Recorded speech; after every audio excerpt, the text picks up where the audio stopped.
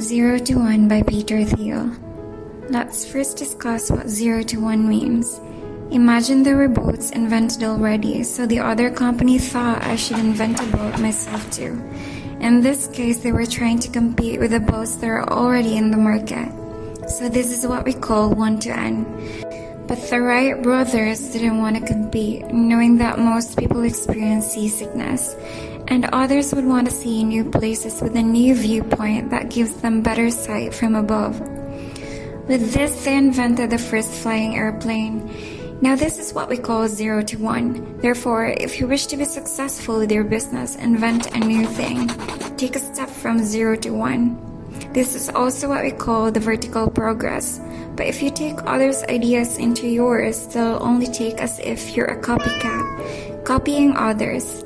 And if you do make a few changes from it, this is still what we call 1 to N, or called as horizontal progress.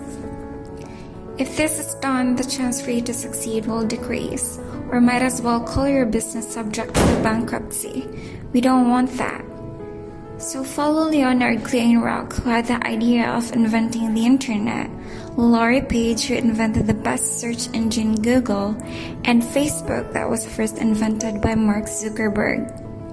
If you copy them, you're doing the path of 1 to N.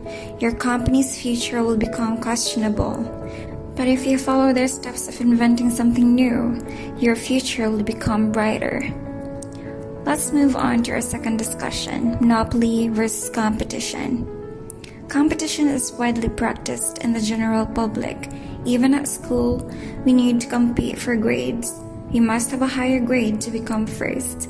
And then, the newer version of the car, the better. In this book, our author said that competition is toxic. Why is that? Because in the world of business, your income will be halved, or worse, you get only a quarter of it. For instance, take a look at this pie. This share is yours and the rest are for your competition. Therefore, it's best to avoid competition at all costs. Have a monopoly mind instead. Get all of the shares only for you. Remember, mono means one. And our last, you need to find your niche and then take influence over. Take Amazon, for instance. They are now selling anything online, but before all that, they started with books only. And this is what we call their niche.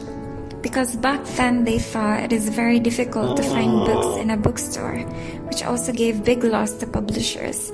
So they made a solution, and with their solution, they earned a mark and influence in all of the markets as well.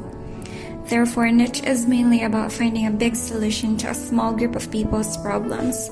With this, there's less competition or no competition at all. This in turn can get your business successful because you will slowly grow and dominate onto everything. Just as long as you first get your business known over that small niche you focused on. Take a pond with big fish, for example. If you swim there, you'll be eaten by a bigger fish. So find a small pond where you can become the big fish. With all these, there will be a higher chance for your startup to succeed and grow.